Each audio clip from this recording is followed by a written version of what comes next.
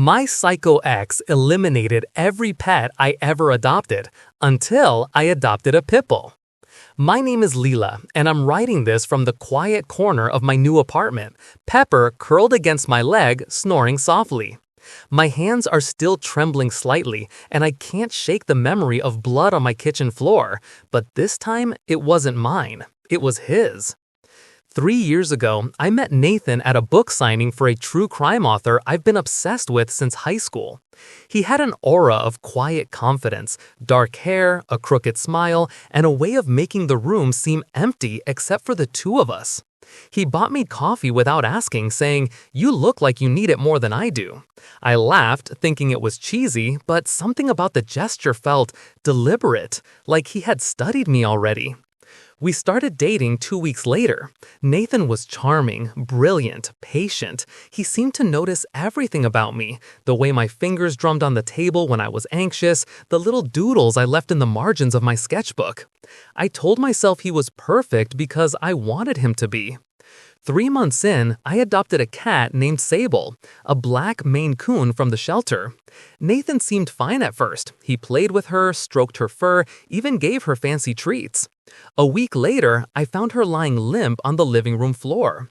I panicked, called the vet, but it was too late. Poison, rat poison. Nathan held me as I cried, saying it was an accident, that I must have left something out. Red flag number 1, ignored. 6 months later, I brought home a Labrador mix from the same shelter. I named him Bruno. He was gentle, shy, perfect for apartment life. Nathan moved in the same week. 2 weeks later, Bruno became violently ill. The vet confirmed it. He'd ingested antifreeze. Nathan stayed with me in the ICU, apologizing, sobbing, begging me to forgive him. I forgave him because I loved him. I stopped adopting pets. I didn't stop loving them, I just stopped trusting anyone with them. Nathan seemed understanding. Maybe pets just aren't for us, he said. I nodded, though I knew he was watching me carefully, noting my grief, learning me. A year passed. Nathan proposed on a foggy morning at the coast, hand trembling, ring simple and beautiful. I said yes, clinging to the idea that this time things could be different. They couldn't. It started with a foster dog. A rescue group called me about a young pit bull named Pepper. She'd been found chained in a backyard, scared of everything, shaking like a leaf. I hesitated. Nathan smiled politely when I brought her home. "Just temporary," he said. I nodded, secretly excited. From day one, Nathan's attention to her seemed off, too intense, too precise. He'd watch her in ways that made my stomach twist. Once, I caught him standing in the dark over her crate, silent, still, as if waiting for her to do something wrong. I told myself I was being paranoid. Then came the small things. The odd placement of her food bowl. His insistence on mixing supplements I hadn't given him permission to use. Little scratches on her fur that didn't match normal play.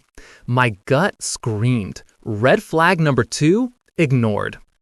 3 weeks into fostering Pepper, she became sick, vomiting, lethargic, refusing food.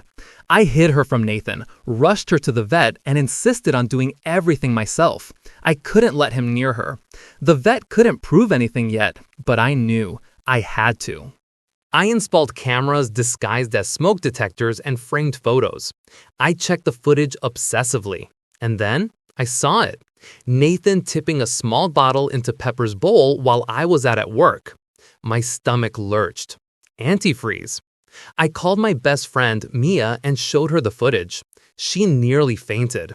"Call the police," she said. "Now." I didn't. Not yet. I needed more. I needed him to slip up completely. I needed confession, proof, the absolute guarantee that no one would believe it was an accident. I kept Pepper safe, refused to leave her alone with him, and waited.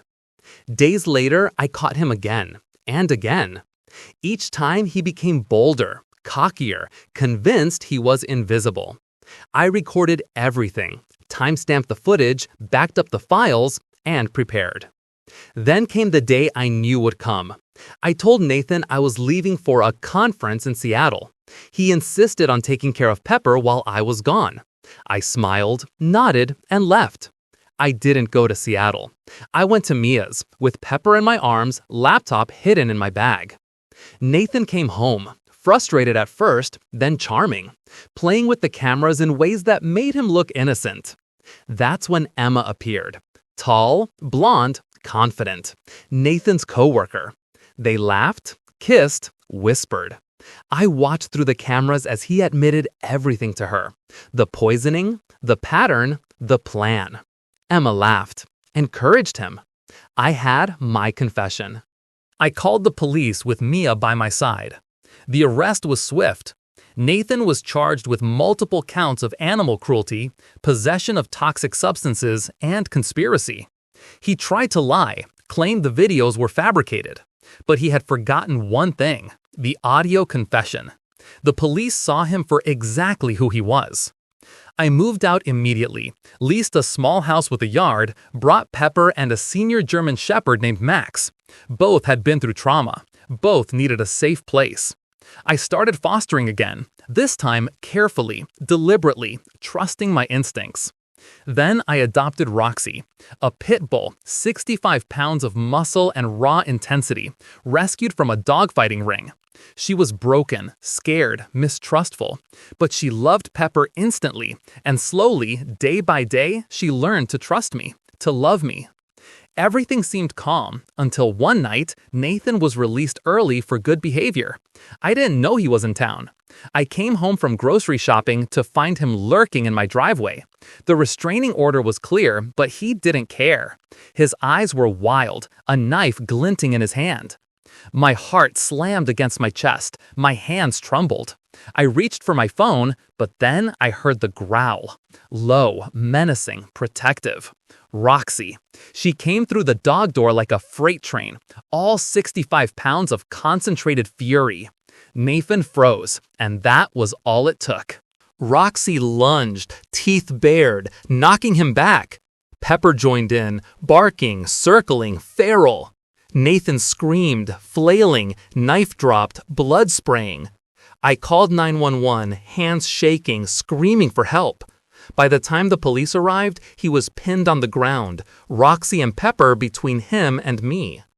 Nathan tried to claim self-defense, dangerous dog, unprovoked attack.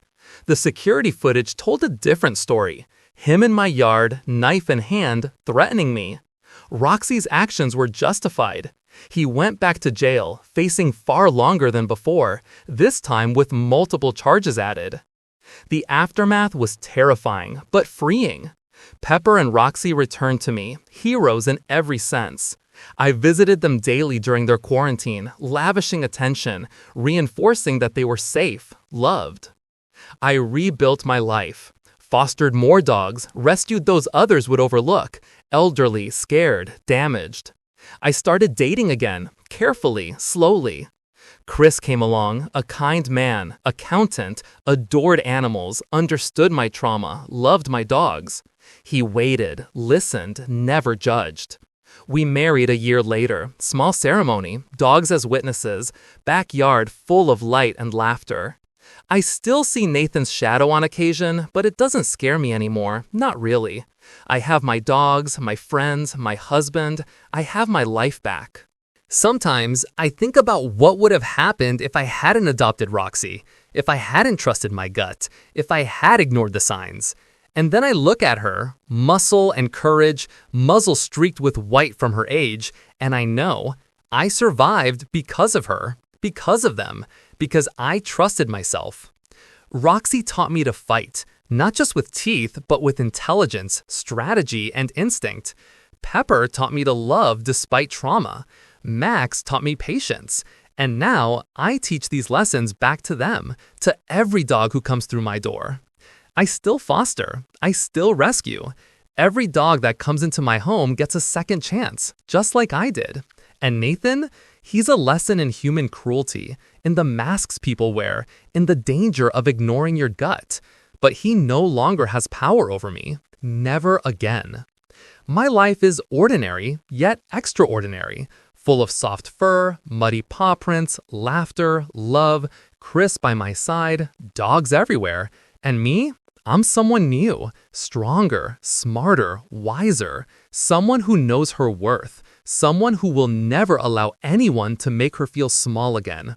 Because I survived, and Roxy made sure of it.